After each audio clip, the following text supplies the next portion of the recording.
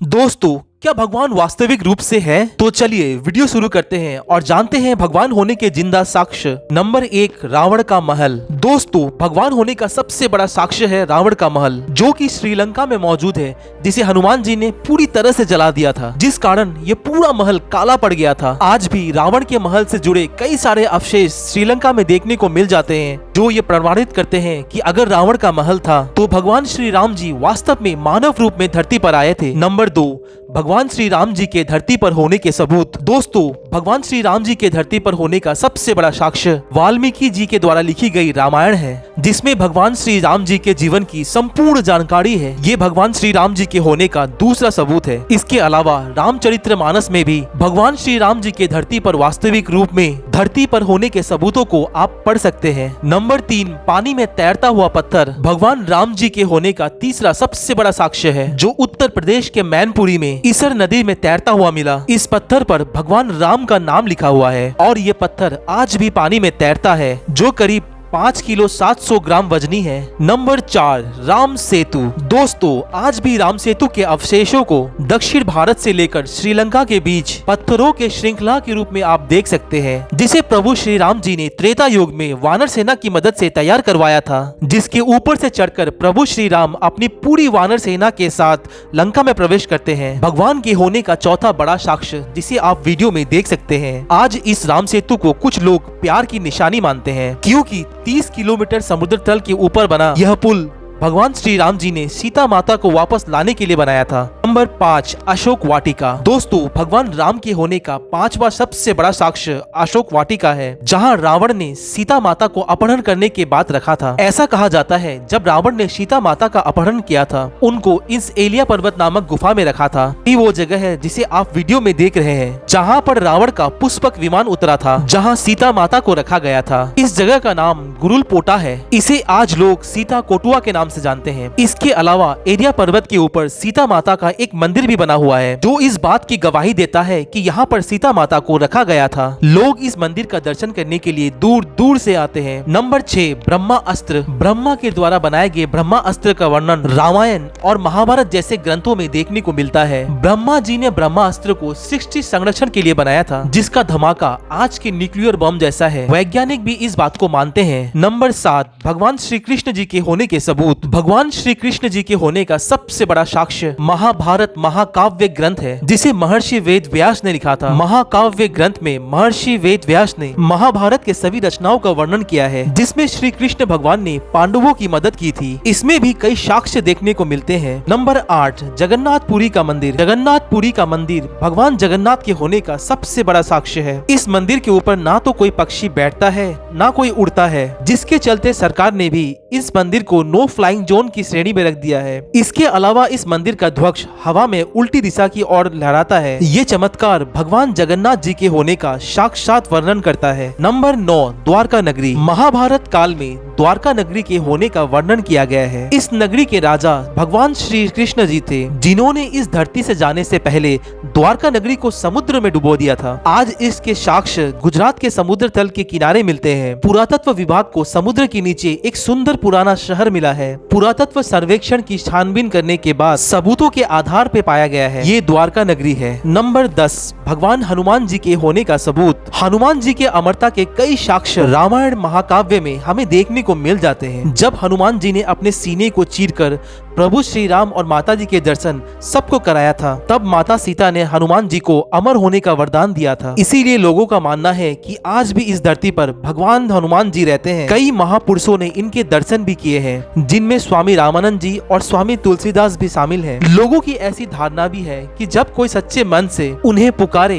तो हनुमान जी उन्हें संकट से उभारते हैं और उन्हें दर्शन भी देते हैं। नंबर 11, लिपाक्षी पद चिन्ह। भगवान हनुमान जी के होने का सबसे बड़ा साक्ष्य लिपाक्षी पद चिन्ह है। उनके होने का साक्ष्य लिपाक्षी मंदिर है, जो आंध्र प्रदेश के अनंतपुर जिले में स्थित है। ऐसा कहा जाता है, जब जटायु दर्दनाक अवस्था में तड़प रहे थे, तब प्रभु श्री राम जी के साथ हनुमान जी इस स्थान पे आए और जटायु से मिले थे। तभी यहाँ पर हनुमान जी के पद चिन्हों के निशान पड़े। नंबर 12, लंका में पद चिन्ह। दुनिया में अलग अलग जगह पर हनुमान जी के पैरों के निशान मिले हैं, जिसे भगवान हनुमान जी के इस धरती में होने के सबूत के रूप में देखा जाता है। ऐसे ही एक पैर का निशान श्रीलंका में भी है। जब हनुमान सीता माता की खोज करने के लिए दक्षिण भारत के समुद्र को लांघकर लंका में प्रवेश कर गए थे, जहाँ पहुंचकर हनुमान जी ने अपना पहला कदम रखा था, वहाँ पर इनके पद चिन्ह देखने को मिल जाते हैं, जिसके अवशेष आज भी वहाँ पर स्पष्ट रूप से दिखाई देते हैं, जैसे कि आप वीडियो में देख रहे हैं। नंबर 13, हनुमानगढ़ी। ऐसा कहा जाता है जब सीता माता का अपहरण हुआ था, तब प्रभु श्री राम सीता माता को ढूंढते हुए इसी जगह पे पहुंचे थे, जहाँ पर प्रभु श्री राम जी की मुलाकात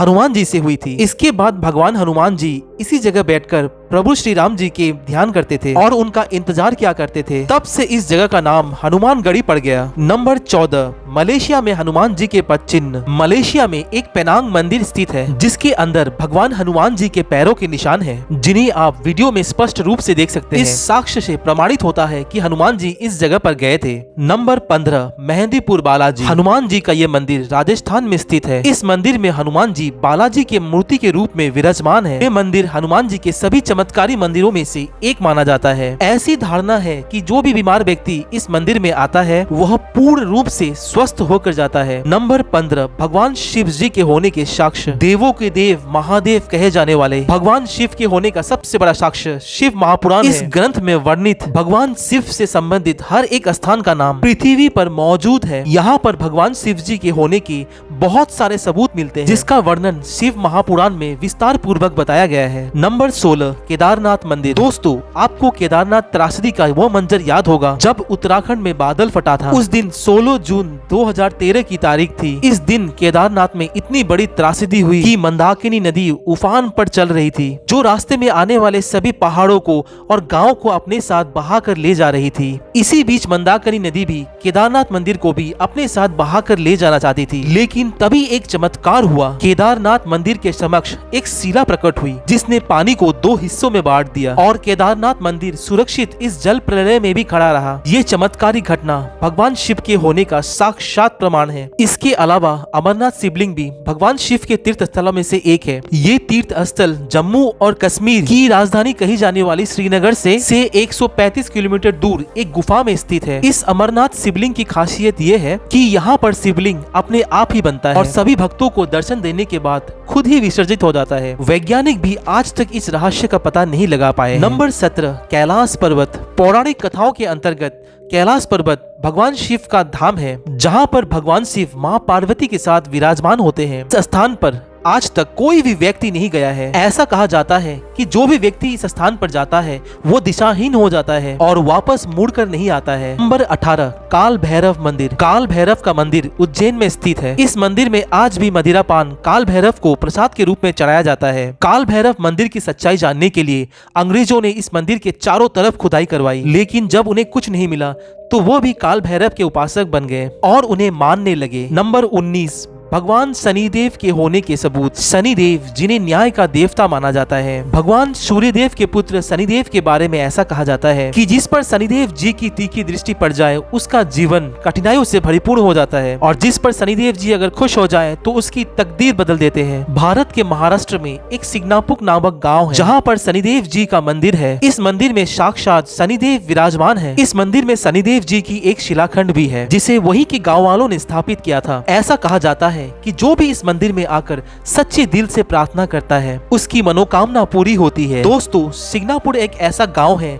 जहां के प्रत्येक घर में एक भी दरवाजा देखने को नहीं मिलता है। यहाँ के गांव वासियों का कहना है कि स्वयं शनिदेव जी उनके घर की रक्षा करते हैं और यहाँ साक्ष्य भी देखने को मिलते हैं। और अगर आप कभी भी महाराष्ट्र जाएं, महाराष्ट्र में सिग्नापुर नामक इस गाँव में जाकर इस बात की पुष्टि कर सकते हैं कि वहाँ पर घरों में दरवाजे हैं या नहीं। शनिदेव भगवान जी के होने का सबसे बड़ा साक्ष्य है। नंबर 20, माता वैष्णो देवी होने के सबूत। वैष्णो देवी मंदिर जम्मू कश्मीर में स्थित माँ वैष्णो का मंदिर है। इस मंदिर में तीनों शक्तियाँ माँ वैष्णो के साथ विराजमान है। पौराणिक ग्रंथों के अनुसार पंडित श्रीधर को माँ वैष्णो ने इसी जगह दर्शन दिए थे। हिंदू तीर्थ स्थलों में से यह स्थल सबसे पवित्र माना जाता है, जहाँ पर लोग दर्शन करके मनचाहा फल पाते हैं। धरती पर आज भी माता सती के 51 शक्ति पीठ है। कहा जाता है कि जब माता सती के पिता ने भगवान शिव का अपमान किया था, तब माता सती ने खुद को अग्नि में प्रज्वलित कर दिया था। इसके बाद भगवान शिव माँ सती के जले हुए शरीर को लेकर विलाप करते हुए पृथ्वी के चारों ओर परिक्रमा कर रहे थे। इसी दौरान अदृश्य रूप में भगवान श्री कृष्ण ने अपने सुदर्शन चक्र से माता के शरीर के टुकड़े टुकड़े कर दिए थे, जो कि शक्तिपीठ के रूप में पूरे पृथ्वी में बिखर गए, जिसके साक्ष्य आज भी पूरे भारत में शक्तिपीठ के रूप में देखने को मिलते हैं। तो दोस्तों, आपके भगवान के इन सबूतों के बारे में क्या विचार है,